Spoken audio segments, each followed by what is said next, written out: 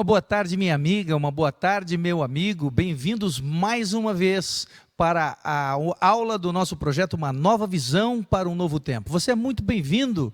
Nós gostamos muito de ter o seu feedback, de saber que você está aí assistindo, recebendo os conteúdos que temos preparado com tanto carinho. É hora de estudar a Bíblia, é hora de estudar a Palavra de Deus.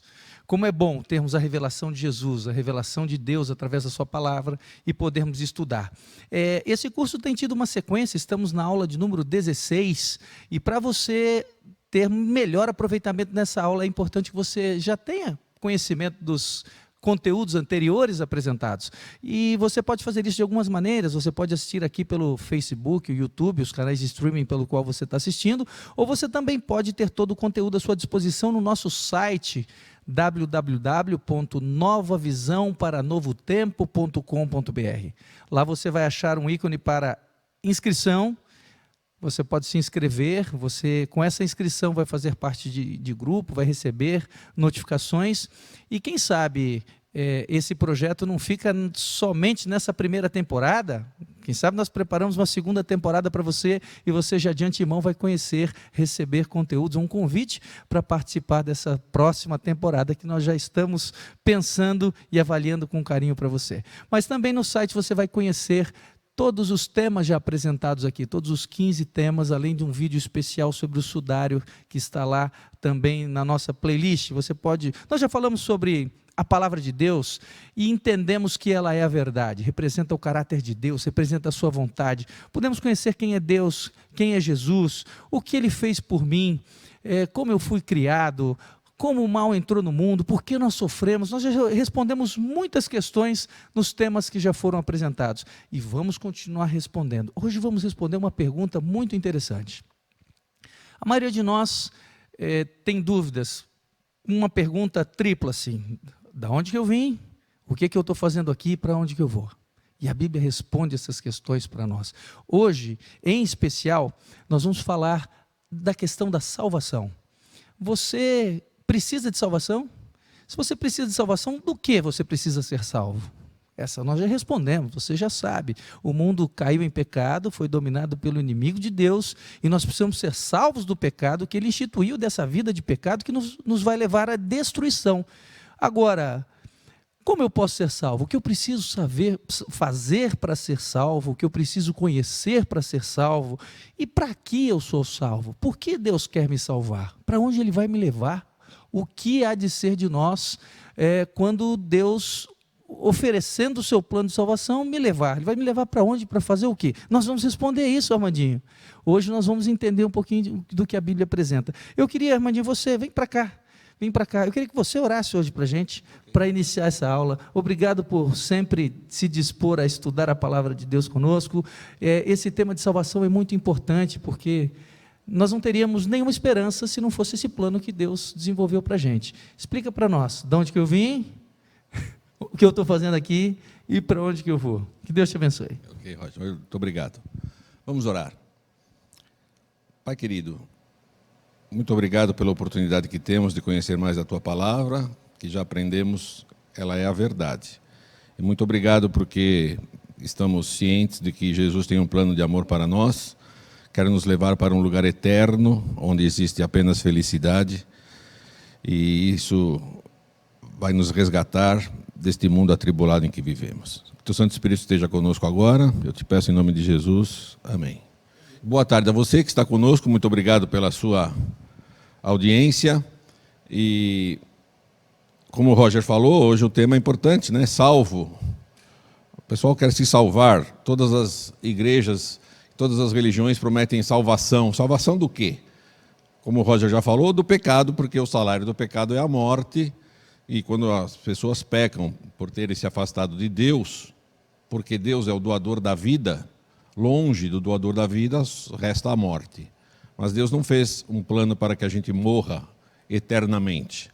Então, vamos ver um pouquinho disso hoje. Mas antes, eu tenho falado aqui que este livro é a verdade, porque aqui estão preditas muitas coisas, né? Nós já aprendemos aqui ciência antecipada, matemática antecipada, ecologia antecipada, tudo antecipado aqui. E hoje eu vou te mostrar, vou abrir uma bolha profética aqui, para que a gente reforce a nossa confiança na Bíblia, sobre uma profecia de duas cidades. É uma profecia pouco conhecida, mas ela é muito interessante. Não nos esqueçamos, no livro de Amós 3,7 está escrito que certamente o Senhor Jeová não fará coisa alguma sem ter revelado o seu segredo aos seus servos, os profetas, e os profetas escreveram este livro aqui. Tá? Eu tenho aqui um mapa do que hoje é o Líbano. Temos duas cidades importantes aqui, a cidade de Tiro e a cidade de Sidom. Elas distam entre elas uns 40 quilômetros só. E há na Bíblia profecia sobre essas duas cidades muito próximas, mesma cultura, mesma religião, mesma economia, mas os destinos profetizados muito diferentes. Vamos dar uma olhadinha aqui. No livro de Ezequiel, no capítulo 26, versos de 1 a 5, isso foi escrito mais ou menos no ano 590 antes de Cristo. Eu não vou ler estes versos, tá? Eu quero que você leia lá, porque eu fiz um resumo aqui.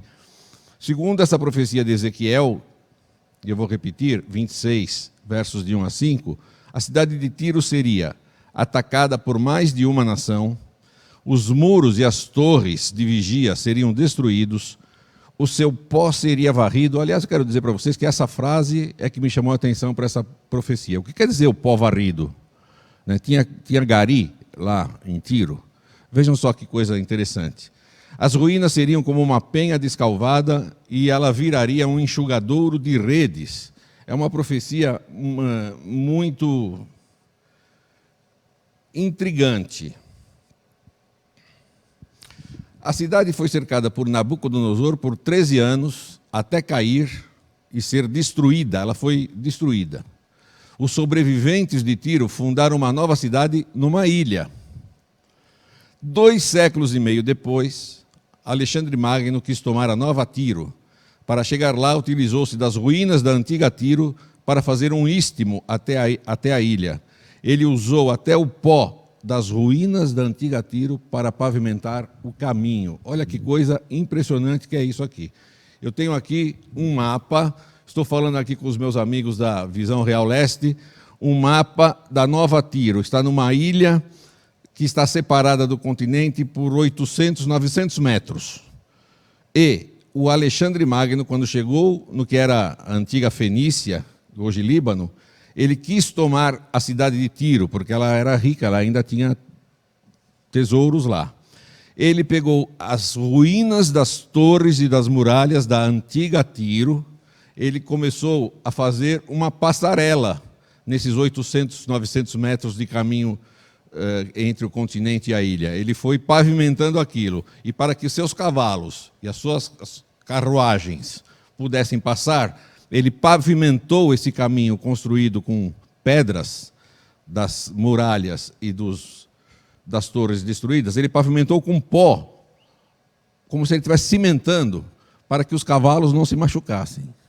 Então, quando eu li que Ezequiel escreveu que o seu pó seria varrido, e que Alexandre Magno cumpriu essa profecia 250 anos depois, eu fiquei pensando, bom, isso aqui não pode ser coincidência, né?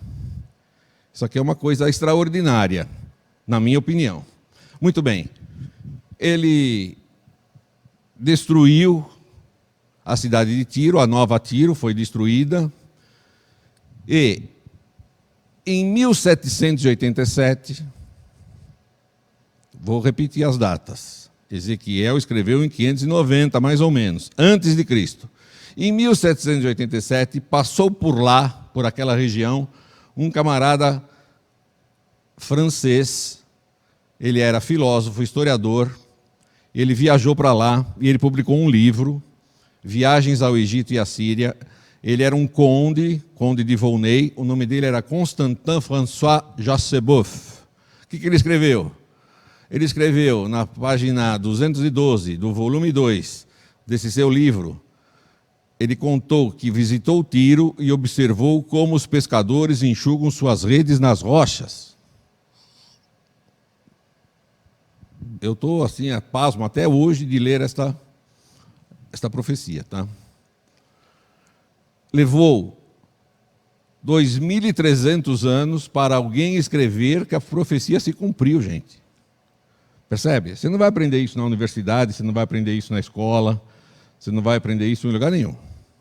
A outra cidade, que era ali perto, Sidom, Ezequiel também escreveu, no capítulo 28, nos versos 20 a 23, uma coisa impressionante. Ele escreveu, a profecia diz que muito sangue rolaria ali na cidade e que viria a espada de todos os lados, ela seria atacada por todos os lados, não ao mesmo tempo. Tá? Sidom foi invadida por filisteus, que vieram do seu lado leste, de assírios e babilônios, que vieram do sudeste, egípcios, que vieram do sul, por gregos, que vieram do nordeste, por romanos. Em 1110 ela foi atacada pelos cruzados, que vieram da Europa. Em 1249 pelos otomanos, que vieram do norte. E em 1260 foi quase destruída pelos mongóis. Ela foi atacada por todos os lados. Ela foi quase destruída. E a profecia dizia, você vai ser cercada de espadas, vai ser banhada por sangue, mas não vai ser destruída. Tem uma foto aqui da cidade de Sidom, que em 1900 tinha 10 mil habitantes. Atualmente ela tem 200 mil habitantes, é a terceira maior cidade do Líbano. Eu acho impressionante, que duas cidades, na mesma região, cidades, vamos dizer, gêmeas, mesmo tamanho, mesma economia, mesma cultura, mesma língua, separadas por tão pouca distância, tivessem destinos tão distintos, e ambos os destinos registrados na Bíblia com muita antecedência. É mesmo a palavra de Deus esse livro, porque ele disse assim, só eu digo o que ainda não aconteceu, para que quando aconteça, vocês creiam em mim.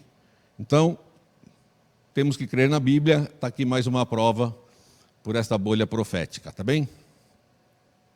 Semana passada nós estudamos a eterna aliança de Deus com o seu povo, o velho e o novo concerto, e nós descobrimos que não tem nada de novo, porque ambos falam que a base do concerto são os 10 mandamentos, que antes foram escritos em pedra, agora Deus falou que vai escrever na nossa mente e no nosso coração. Eles faziam animais repartidos, nós temos Jesus, que ele mesmo falou, este é o meu corpo que é partido por vós. Eles derramavam o sangue desses animais, Jesus derramou o seu sangue. Eles faziam um banquete pactual, Jesus instituiu a ceia do Senhor. O objetivo era fazer uma nação santa para mostrar a sabedoria e o amor de Deus, espalhar isso pelas nações, e Pedro fala a mesma coisa. Nós participamos disso tudo para anunciarmos as virtudes daquele que nos chamou das trevas para a sua maravilhosa luz. Então, não há nada de novo. Aliás, há sim. O que há de novo? Eu não preciso mais matar animais, não preciso mais matar cordeiro, tá certo? É simples assim. Propósito da aliança, 1 Pedro 2,9, mas vós sois a geração eleita, o sacerdócio real, a nação santa, o povo adquirido, para que anuncieis as virtudes daquele que vos chamou das trevas para a sua maravilhosa luz.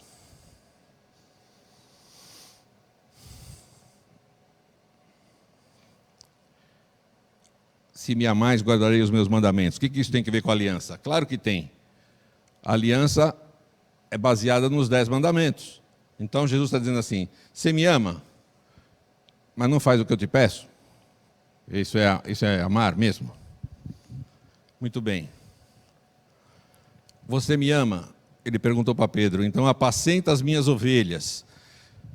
Moral da história, quem ama a Cristo toma conta das pessoas que fazem parte do seu pequeno mundo, em parceria com ele, para apresentar Jesus para essas pessoas, não é?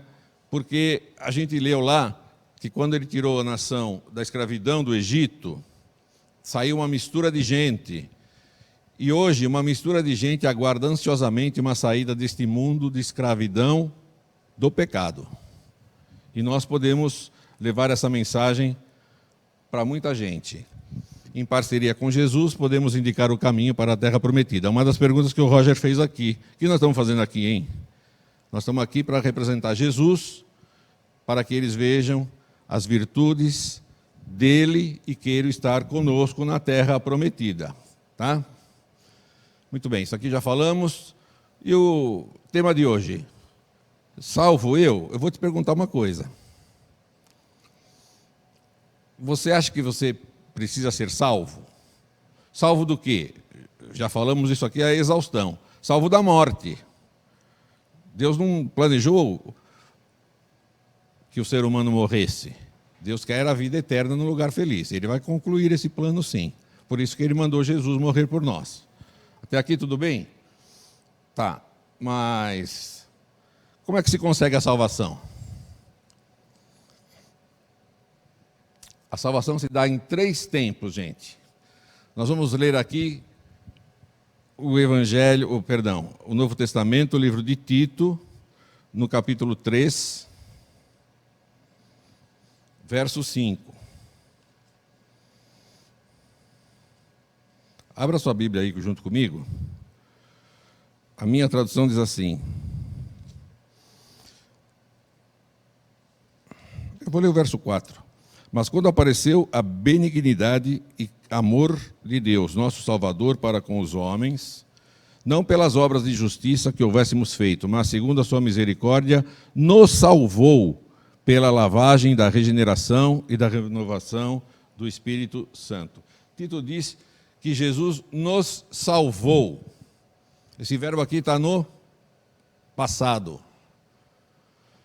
1 Coríntios 1, 17 e 18. Vamos voltar um pouquinho na nossa Bíblia para a gente entender direitinho como é que se procede esse assunto de salvação. A minha tradução diz assim: porque Cristo enviou-me não para batizar, mas para evangelizar, não em sabedoria de palavras, para que a cruz de Cristo se não faça vã. Porque a palavra da cruz é loucura para os que perecem, mas para nós que somos salvos é o poder de Deus. Paulo aqui escreve para Tito dizendo que Jesus nos salvou. Aqui ele diz que nós somos salvos, ele está falando do nosso presente. Mas, quando a gente lê Mateus, capítulo 24, Jesus fala uma coisa diferente. O que Jesus fala em Mateus 24? Versos 12 e 13. Ele diz assim: e por se multiplicar a iniquidade, o amor de muitos esfriará, mas aquele que perseverar até o fim será salvo. Ele está falando do futuro. Então a pergunta é: eu fui salvo, eu estou sendo salvo ou eu serei salvo? E a Bíblia responde isso muito claramente, gente. Muito claramente, e é o tema do nosso estudo hoje.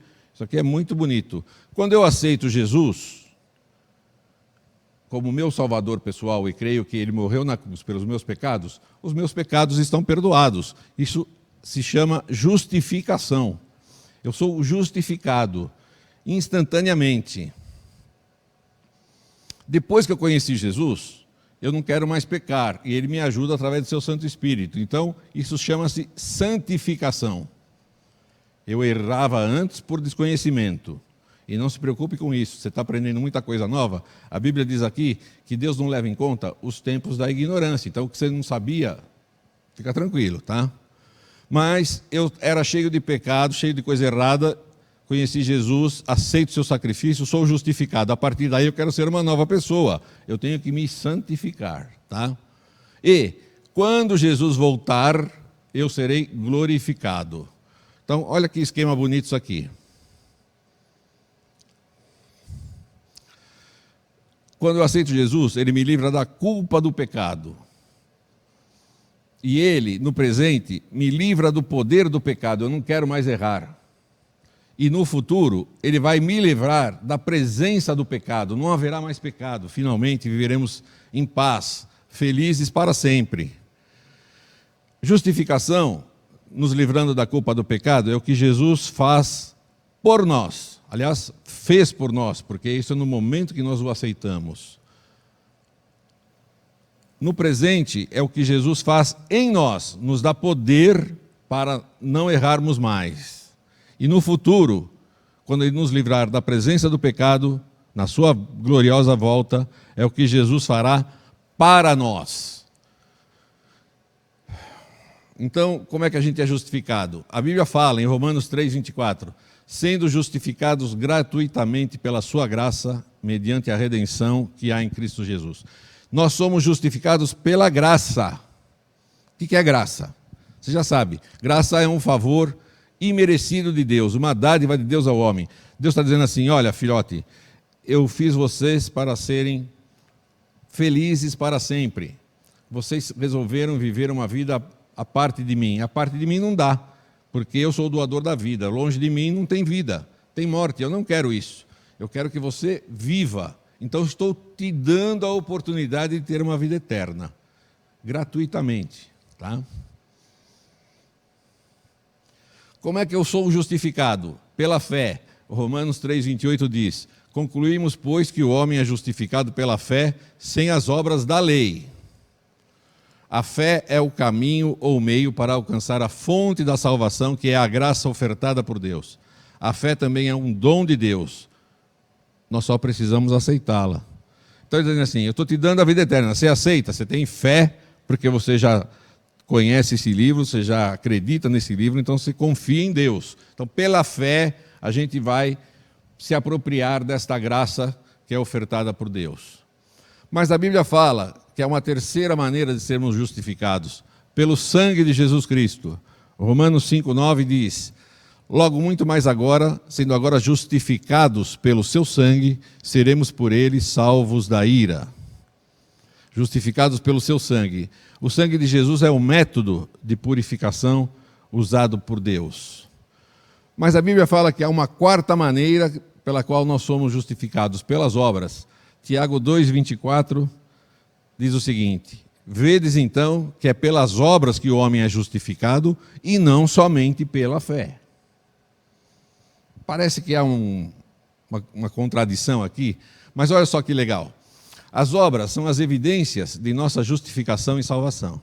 Praticamos obras da justiça não para sermos salvos, mas como consequência da salvação. Somos salvos para as boas obras e não pelas boas obras. Tá? As boas obras são os frutos do cristão. O propósito da justificação é a santificação. Jesus me perdoa, não é para eu continuar pecando, gente. É para eu ser uma pessoa melhor. Tá? Então, eu vou repetir, o propósito da justificação é a santificação. As obras são a demonstração de que a pessoa nasceu de novo. É impossível, portanto, separar fé em Jesus das boas obras. Você está entendendo o que nós estamos falando aqui? Nós não estamos falando que a pessoa é salva pelas obras. Nós estamos falando que as obras demonstram que a pessoa aceitou a salvação que é de graça, pela fé no sacrifício do sangue de Jesus. Está bem? Vai ficar mais claro já já. Somos justificados, segundo a Bíblia, pela graça, pela fé, pelo sangue de Cristo, pelas obras. A importância da fé. Sem fé não podemos ser salvos, porque pela graça sois salvos por meio da fé, e isso não vem de vós, é dom de Deus. Eu vou contar de novo aquela historinha lá. O que é fé? Fé é acreditar. Você sabia que na Bíblia está dizendo que os demônios também acreditam em Deus? E eles serão salvos por causa disso? Não. Sabe por quê? A melhor tradução para fé é confiança. Confiança em Deus. Nós não podemos esquecer o seguinte, gente. Tudo começou, essa bagunça no universo, começou porque alguém lá em cima perdeu a confiança em Deus. Falou que Deus não era confiável. E espalha no universo todo que Deus não tem um caráter bom. Todas as desgraças que acontecem no mundo são culpa de Deus. Tudo que acontece no mundo é culpa de Deus. Então, as pessoas não confiam mais em Deus. Então, ter fé não é acreditar que Deus existe. Porque Tiago 2 diz assim, os demônios também creem que Deus existe, tá? E demônio não vai ser salvo. Então, ter fé é confiar em Deus. Confiar. Por isso que Jesus fala assim, você me ama? Você confia em mim? Então mostra. Faz o que eu te mando. Faz o que eu te peço. Mostra para o universo que, apesar do meu caráter estar deturpado por aí, você confia em mim, tá? Sem fé não podemos ser justificados. Justificados, pois, pela fé, tenhamos paz com Deus por nosso Senhor Jesus Cristo. Sem fé não podemos agradar a Deus. Claro que não. Se eu não confio nele, não o agrado. É simples assim. Ora, sem fé é impossível agradar a Deus, porque é necessário que aquele que se aproxima de Deus creia que ele existe e que é galardoador dos que o buscam. O que é galardoador? É o que dá. Ele é o doador, tá? Então não adianta, Deus existe, mas não gosta de mim. Opa! Deus existe, gosta de mim, quer me dar coisas, tá? A importância das obras. A opinião de Cristo sobre as obras, pelos seus frutos os conhecereis. Não adianta você falar que gosta de Deus, você é um cristão, e trata mal as pessoas. Não adianta. O conceito de Paulo, porque somos feitura sua, criados em Cristo Jesus para boas obras, as quais Deus antes preparou para que andássemos nelas. Vou dizer de novo, as obras são consequência de eu aceitar a salvação. Eu não sou salvo pelas obras. Eu faço obras porque fui salvo, tá bem? Hebreus 12, 14, eu quero ler aqui para vocês. Isso aqui é importantíssimo. Hebreus 12, 14 diz assim: segui a paz com todos e a santificação, sem a qual ninguém verá o Senhor. Então, muitas religiões param na justificação. Aceita Jesus que você vai ser salvo. Aí a pessoa diz que aceita, trata todo mundo de qualquer jeito, vai na igreja por 2 horas, 3 horas, e continua tratando as pessoas de qualquer jeito. Desculpa aí, isso não é buscar a santificação. Tiago diz o seguinte: mas dirá alguém, tu tens fé, e eu tenho obras. Mostra-me a tua fé sem as obras, e eu te mostrarei a minha fé pelas minhas obras. Quem está em Cristo, nova criatura é. Então, as obras são diferentes do que eram quando não conhecia Jesus. A primeira tarefa da graça é a justificação pela fé. Eu sou salvo pela graça, muita gente me diz isso, não preciso fazer nada, sou salvo pela graça. É verdade. Quando eu aceito a graça pela fé, eu sou justificado imediatamente de todo o meu passado. A obra contínua da graça é a santificação. A partir daí, eu não vou mais errar. E se eu errar, eu tenho Jesus para me perdoar. E nós já vamos ver isso já, vai ficar mais claro já. A obra final da graça é a glorificação, é quando Jesus vai vir nos buscar e nós sairemos deste mundo de pecado. Justificação pela fé, santificação e glorificação, tudo isso é que constitui a salvação. Salvação não é apenas dizer que aceita Jesus, hein, gente? Desculpa, estou sendo enfático e repetitivo aqui, tá? Eu tenho aqui, quero descrever essa imagem para os meus amigos, uma imagem do planeta Terra. E em cima do planeta Terra está escrito graça. Graça é a fonte da nossa salvação. É onde a gente aceita a nossa justificação. Saindo do planeta Terra tem uma estrada ascendente. Ascendente. Esse é o caminho, é o meio que a gente chama de fé, pelo qual eu aceito a graça, tá? E esse caminho ascendente continua até a cruz de Cristo, onde ele derramou o seu sangue, que é o método pelo qual ele me salva dos meus pecados. A partir daí, continuando numa estrada ascendente, eu tenho outras obras, que são as evidências que eu aceitei Jesus, e isso chama-se santificação. E essa estrada tem que ser ascendente, eu tenho que ser uma pessoa melhor a cada dia. Olha, eu vou dizer uma coisa para vocês. Eu estou nessa estrada ascendente, mas aí eu tropeço, e erro, e caio, e faço mal para alguém, faço alguma besteira. Sabe o que acontece?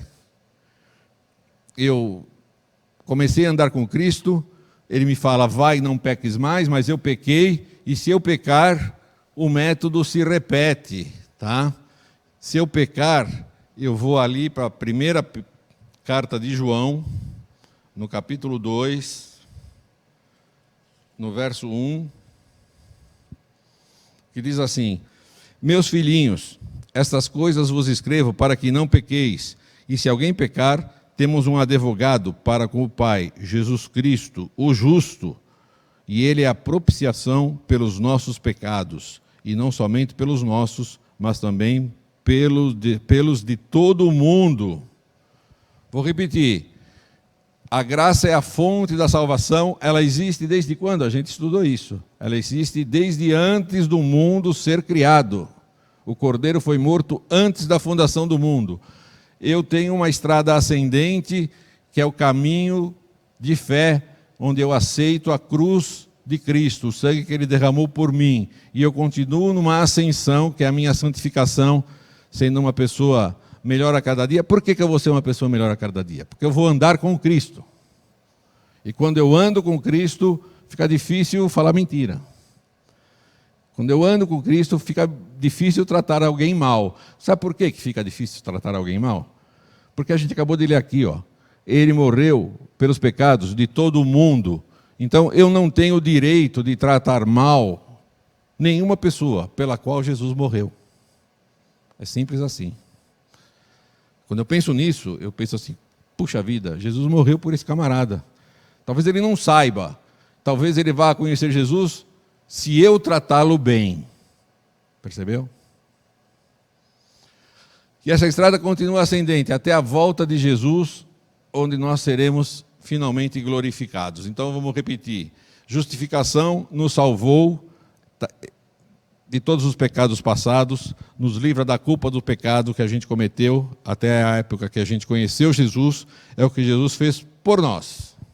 Santificação, nós somos salvos agora no presente, Jesus nos livra do poder do pecado, é o que Jesus faz em nós, sou uma nova criatura. E glorificação, quando Ele voltar, nós seremos salvos, está no futuro, vai nos livrar da presença do pecado, é o que Jesus fará para nós. Eu acho que esse esquema aqui ficou bem bacana para a gente entender que salvação não é só justificação. Salvação é você ter uma vida ao lado de Jesus para que as pessoas o conheçam através das tuas obras. Da velha criatura para a nova. Jesus disse assim, eu não vim chamar justos, mas pecadores ao arrependimento. Aí você vai falar assim, eu não sou pecador. Eu não faço mal para ninguém. Eu até ajudo quem eu posso, né? Já falei isso aqui também, tá? Mas lembra que semana passada Jesus instituiu uma coisa nova chamada cerimônia do lava-pés? E nós mostramos aqui como é que era feito o lava-pés, né? A pessoa se reclinava sobre um coxim, punha os pés para trás e o servo da casa, o servo mais humilde, vinha lavar os pés daquele convidado ali, que nem sequer olhava para a cara de quem estava lavando seus pés. Por isso que Pedro falou assim, não, o senhor não vai lavar meu pé não. É muita humilhação para o senhor lavar meu pé. Mas no fim ele acabou deixando, não é verdade? E Jesus está dizendo assim, vocês estão vendo o que eu fiz? Eu estou fazendo para vocês essa cerimônia, para vocês não esquecerem da humildade. Sabe por que você tem que ser humilde? Porque teve um cara lá no céu que não quis ser humilde e deu no que deu. E eu, que era Deus, humildemente vim morrer no seu lugar. Tá? E lá no meu reino, nós já vimos esse verso também, quem quer ser o primeiro tem que ser o que serve. Então, seja humilde para entender que você precisa da salvação. Seja humilde para não engolir tudo de errado que esse mundo quer pôr na tua cabeça, dizendo que eu não existo, ou que eu sou um tirano, ou que eu castigo, e que tudo isso é uma bobagem muito grande de pessoas poderosas que inventaram a religião para poderem dominar os mais fracos. Seja humilde para entender que existe um Deus Criador, você tem uma origem nobre, você tem um final felicíssimo, porque eu vou voltar para te buscar, por isso você tem que entender que você precisa de mim. Sabe, outro dia eu estava lendo um negócio sobre politicamente correto, um dia desse nós vamos falar mais com detalhes sobre politicamente correto. Mas o pessoal acha que ser fundamentalista, ser radical é politicamente incorreto. Jesus disse assim, olha, eu sou o caminho, a verdade e a vida, ninguém vai ao Pai senão por mim. Isso é ser radical ou não é? É. E ele tem razão, porque ele é o nosso Criador e o nosso Redentor. Tem que ser através dele. Salmo 38, 18 disse: eu confesso a minha iniquidade, entristeço-me por causa do meu pecado. Senhor, no fim do dia, eu paro para pensar, eu magoei aquela pessoa, eu fui ríspido, eu não ajudei quem eu podia, me perdoa. Arrependimento chama-se isso aí. Lucas 15, 7, Jesus disse assim: digo-vos que assim haverá maior júbilo no céu por um pecador que se arrepende do que por 99 justos que não necessitam de arrependimento. Aqueles que não são muito humildes, né? Agora, olha só esse verso que interessante. Paulo diz assim: ou desprezas a riqueza de sua bondade, tolerância e longanimidade, ignorando que a bondade de Deus é que te conduz ao arrependimento? Ora, a gente já viu que a graça vem de Deus, a fé vem de Deus, e agora estamos aprendendo que o arrependimento também é Deus que me dá. Graça, fé, arrependimento, o sangue do Cordeiro de Deus, Ele que deu. Poder celestial para não errar, é Ele que dá. Qual é a participação do homem aqui? Fala para mim. A graça é um favor de Deus que nós recebemos sem merecer. A fé é dom de Deus, o arrependimento é dom de Deus, o sangue do Cordeiro de Deus, que é Jesus, foi derramado porque veio de Deus. Poder celestial para não errar é o Espírito Santo de Deus. Tudo é dom de Deus. Aí quando eu olho para isso aqui, eu fico pensando assim: não tem como eu não me salvar. Ele faz tudo. Eu só tenho que aceitar. É simples assim. Então vamos lá. Quem acha que ser justificado basta, nós temos que ver que a Bíblia diz o seguinte: justificação é o que nos justifica, claro, e nos dá direito ao céu. Eu deixei os meus pecados na cruz, lavados pelo sangue de Jesus. Santificação é o que nos torna aptos ao céu. A partir daqui eu sou outra pessoa. Justificação é a graça que salva da desobediência, que eu era desobediente antes, não sabia, agora que eu aprendi eu não quero mais. E santificação é a graça para obedecer. Justificação é a obra de um instante. Recebi Jesus, estou justificado. Santificação, gente, é a atividade de uma vida inteira. Justificação é o ponto de partida. Santificação é o caminho a percorrer. Justificação é o ladrão na cruz. Ele foi justificado, e se tem, já falei aqui, hein? Se tem uma pessoa que nós temos certeza que vamos encontrar no céu, é o ladrão. Porque Jesus falou para ele: você vai estar comigo no paraíso. Ele foi justificado. Ele teve tempo de mostrar pelas suas obras que ele aceitou Jesus? Não, porque ele morreu. Mas a pergunta que eu fiz, eu queria que você respondesse. Se ele tivesse oportunidade de descer da cruz, ele seria ainda um ladrão?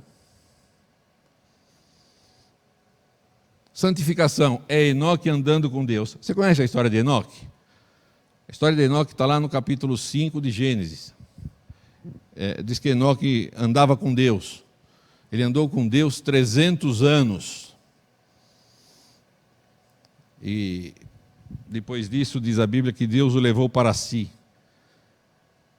Enoque gostava tanto de andar com Deus que ficou imaginando eles andando do fim do dia, e ele contando para Jesus o que ele tinha feito. Jesus? Era Jesus que aparecia lá ou era Deus? Era Jesus, você já aprendeu isso. Jesus é a palavra de Deus, é o mensageiro de Deus. E eles iam caminhando, conversando. Aí ele falava: Senhor, já é tarde, a lua já está lá em cima, eu preciso voltar para casa. E um dia a conversa estava tão gostosa, né? Agarraram na conversa, foram andando. Quando Enoque olhou para o céu e falou: nossa, a lua está lá em cima, estou tão longe de casa, Senhor, preciso voltar. E Jesus falou para ele: não, você está tão longe da tua casa que hoje você vai para a minha. Olha que legal. A Bíblia diz assim: e Deus para si o tomou. Sabe o que Deus quer fazer com você? Ele quer te tomar e levar para a casa dele também. Legal, né? Justificação é o resgate do poço do pecado. Eu estava lá cheio de erro, Jesus veio e me puxou. E a santificação? É a experiência que evita de cairmos outra vez nesse poço do pecado. Justificação é um ato de graça e santificação é o crescimento na graça. Então, de novo, a graça abrange todo o planeta, é a minha justificação. Eu tenho um caminho ascendente que é a fé, pela qual eu me aproprio do sangue de Jesus e sou justificado. A partir daí eu quero ser santificado. Então eu ando com Cristo para não pecar mais e mostro pelas minhas obras a evidência que agora eu sou um cristão, até que eu peque de novo e comece de novo. Senhor, me perdoa. E se eu errei com alguém, eu vou conversar com essa pessoa e pedir perdão. Até Jesus voltar, tá certo? Nós já vimos isso aqui tudo. Acho que ficou claro que a salvação não é só aceitar, dizer que aceita Jesus, né? Tá? O que aprendemos hoje? Somos justificados pela graça, que é um favor imerecido para sermos salvos.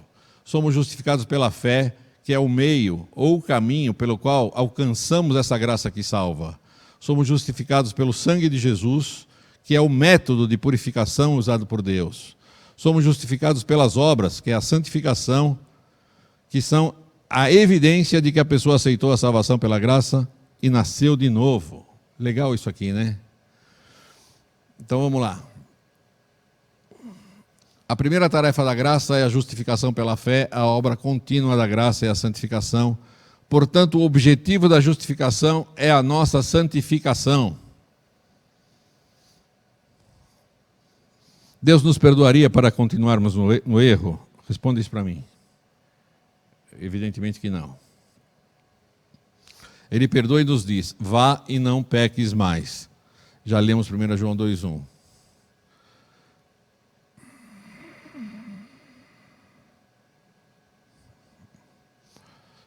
Arrependimento, não podemos esquecer. Um outro objetivo da santificação, sabe qual é? A gente sabe, a gente tem falado isso aqui. Se me amais, guardareis os meus mandamentos. Por quê? Hoje fazemos o que Jesus nos pede e mostramos a todos que Jesus é plenamente confiável por causa desse grande conflito. Então, você não pode dizer que é cristão e continuar desobedecendo a Deus. E você obedece não para ser salvo, você obedece para mostrar que está salvo. Tá certo? Acho que isso aqui está muito claro, né? Não preciso mais repetir isso daí. Mas eu queria dizer para você o seguinte: como é que eu demonstro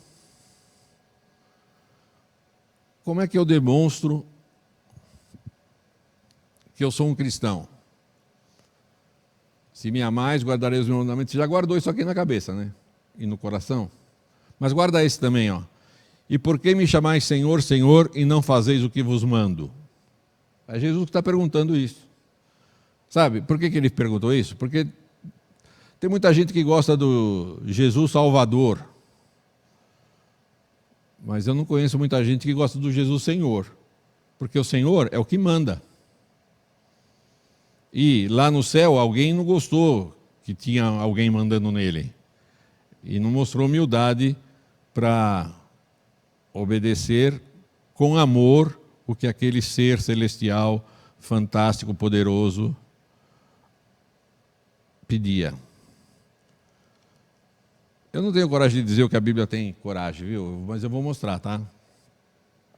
Vós sois meus amigos se fizerdes o que eu vos mando. Eu sei que essa aula está sendo um pouco dura, gente, mas eu preciso falar. 1 João 2, versos 3 e 4. E nisto sabemos que o conhecemos, se guardarmos os seus mandamentos. Aquele que diz, eu o conheço e não guardo os seus mandamentos, está escrito aqui, ó, é mentiroso e nele não está a verdade. João escreveu isso aqui, mais ou menos no ano 93, 94 da era cristã, uns 60 anos depois que Jesus tinha morrido na cruz. E 60 anos depois, um apóstolo que conviveu com Jesus disse que os mandamentos eram para ser guardados. Então não me venha com essa história de que os mandamentos foram pregados na cruz. Você já aprendeu umas 2 aulas atrás que não foi assim, tá bem? É duro isso aqui, né? Mas eu tenho que te mostrar, sabe por quê? Porque falar de Bíblia e só falar desculpa que eu vou falar aqui, hein? Só falar mensagem água com açúcar, só para agradar, não é bem o que a gente pretende aqui. O que a gente pretende aqui? Aqui a gente pretende que você acredite na Bíblia e acredite que Deus tem um plano para você. Simples assim, tá?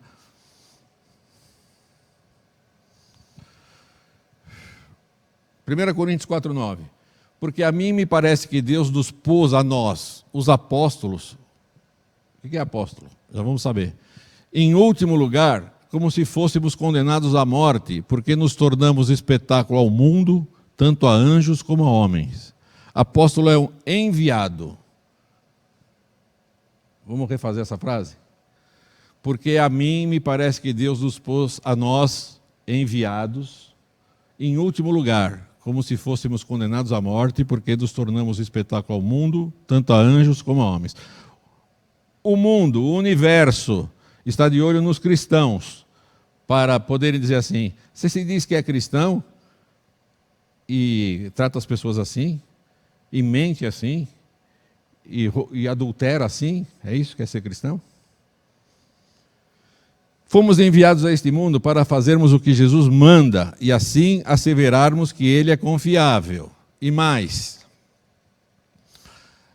Isaías 43, verso 7 diz assim, a todos os que são chamados pelo meu nome de cristãos e os que criei para a minha glória e aqueles que eu formei e aqueles que eu fiz.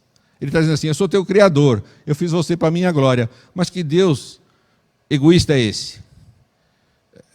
Sabe o que quer dizer isso aqui? Isso aqui quer dizer o seguinte, eu tenho um filho só. E você que tem filho vai saber o que eu estou falando. Quando teu filho é bem sucedido, como é que você fica, hein? Todo inchado, né? Todo glorioso. Você se enche de glória. Sabe o que Deus está falando aqui? Ó, você que é chamado de cristão, vê se me faça feliz, hein? Trata as pessoas que eu formei e fiz do jeito que eu trato. Tá? Quer ver como isso fica mais claro? Jesus traduziu isso melhor.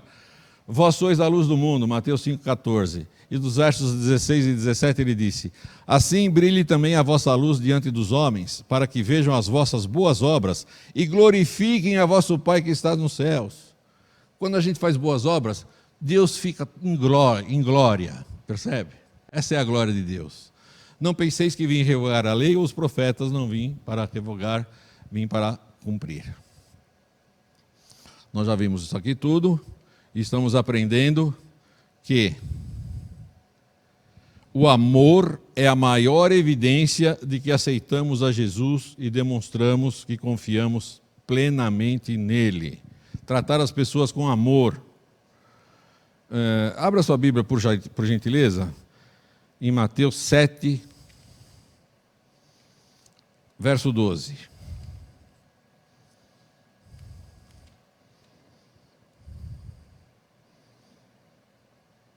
Jesus deu um conselho aqui fantástico. Portanto, tudo o que vós quereis que os homens vos façam, fazei-lo também vós, porque esta é a lei e os profetas. Você já imaginou se em todo lugar que você fosse tratado com amor? Se você fosse no mercado e fosse tratado com amor, desde o guarda de segurança, os balconistas, o caixa, o gerente, se fosse na farmácia e fosse tratado com amor, no banco, no hospital, na rua, na padaria, aonde você mora, se todo mundo te tratasse com amor, e se você tratasse todo mundo com amor, não é? Como é que esse mundo seria? Não seria melhor? Então, quando você trata alguém com amor, a pessoa vai acabar te perguntando um dia, por que você é assim? Você vai falar assim, porque eu aceitei Jesus, que é a fonte do amor, eu ando com Ele, e por andar com Ele, eu trato as pessoas como Ele trata, sabe? E é interessante, gente, eu vou falar aqui, tem certas pessoas com as quais a gente convive, que a gente tem prazer de ficar perto, né? Já reparou nisso? Tem outras que quando chegam, você fala, azedou o ambiente aqui. Como é que é um cristão? Um cristão alegra o ambiente, né? E tem muitos amigos que eu tenho, eu vou falar amigos, são colegas, Eu vou falar do Bitão aqui, vocês me permitem falar do Bitão? O Bitão estudou comigo no ginásio, aqui no Pari. O Bitão tinha um conjunto de rock chamado Folhas com PH, que abrilhantou muitos bailinhos e tal. E o Bitão sempre foi uma pessoa agradável.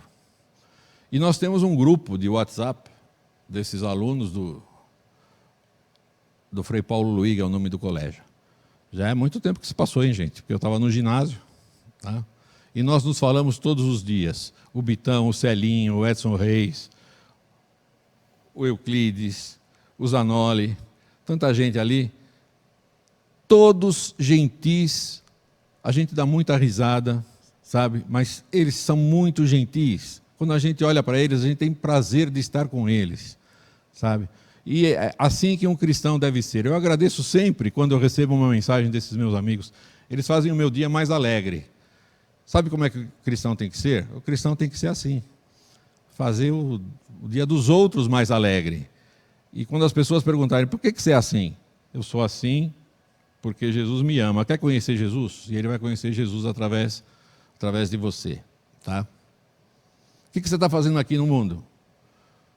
Você está aqui para representar Jesus. Você é um bom profissional na sua área de atuação, você é um bom estudante, você é um bom vizinho, você é um bom familiar, você é um bom amigo, porque você é um bom cristão. Percebe? Então, o cristianismo só trouxe para este mundo coisas boas, gente. Coisas boas. Então, para você ser um cristão, eu vou te falar do Bitão de novo. Sabe por que o Bitão chama Bitão? Porque ele só falava dos Beatles. Ele se chama Bitão. Sabe por que o cristão chama cristão? Porque ele só fala de Cristo. É isso que tinha que acontecer. Então, nas suas conversas profissionais, quando você puder, fale uma frase assim: se Deus quiser, nós vamos fazer isto. Com a graça de Deus, nós vamos conseguir. Nós vamos fazer. É uma delícia trabalhar junto com você. Se Deus permitir, vai dar tudo certo. Coloque Deus sempre na conversa. Tempere a conversa. Você é o sal da terra para temperar, tá bem? O que você está fazendo aqui? Você está representando Jesus. De onde você veio? Você veio dele. Para onde você vai? Você vai para ele. A vida de um cristão é bem legal, tá? Deus te abençoe. Fique em paz. Roger, falei muito hoje. É sempre uma delícia, Armando, a gente aprender a cada semana do que a Bíblia traz para a gente. Esse Jesus que nos criou, que está conosco e quer ficar conosco pela eternidade. Pela eternidade, sabe, Roger, desculpa te cortar, mas na Bíblia tem uma frase que ele falou, que está em Mateus 28, ele diz assim: eis que estou convosco todos os dias até a consumação do século. Eu fico pensando que esse Deus poderosíssimo, que criou o universo só falando, tanto lugar bom que ele poderia estar, sabe onde ele quer estar? Do meu lado. Do teu lado, cara, do lado de cada um de nós, pelo seu Santo Espírito. Esse é o Jesus que me salvou, que me salva e que me salvará para a eternidade. É o Jesus que me amou, que me ama e que vai me amar e te amar até a eternidade. Veja que plano perfeito. O inimigo, que é acusador, não tem brecha na nossa vida para dizer, mas aqui está errado, porque o passado foi perdoado, o presente está sendo blindado e o futuro será uma delícia. Ele não tem o que falar, você percebeu hoje. E cada semana a gente aprende mais, cada semana a gente foca um pouquinho mais nesse Jesus que me ama, nesse Jesus que te ama, é tão bom, né? E aí você entendeu? Você está salvo? Você entendeu? Você está salvo? É muito bom viver com essa certeza da salvação, né? Se é. Muito gostoso. É muito bom. Amande, uma hora para a gente e a gente vai convidar os nossos amigos para a próxima semana. Ok.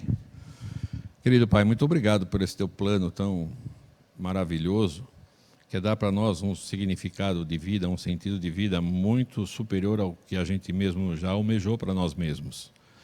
Muito obrigado porque o Senhor nos criou com carinho. A Bíblia fala que o Senhor nos criou porque o Senhor nos quis, o Senhor quis a cada um de nós, e o Senhor vai vir nos buscar para habitarmos contigo eternamente no lugar feliz, como o Senhor planejou lá no início. Amém. E enquanto isso não acontece, que teu Santo Espírito trabalhe conosco. Muito obrigado por esses amigos que assistem essas palestras, que eles possam se encantar com o teu amor e divulgarem o teu amor através de seus atos e suas palavras por onde quer que passem. Ajuda-nos também, eu te peço, em nome de Jesus. Amém. Não deixe de conversar conosco, deixar suas mensagens, seu recadinho aqui, ou através do streaming do YouTube, do Facebook, ou através do e-mail do Armando. e-mail do Armando, @yahoo.com, ou através do nosso grupo de WhatsApp. Escreve lá o que você tem achado do curso, o que tem feito para você, se tem feito alguma diferença na sua vida. Porque a palavra de Deus é assim, quando você conhece, você não pode mais ser o mesmo.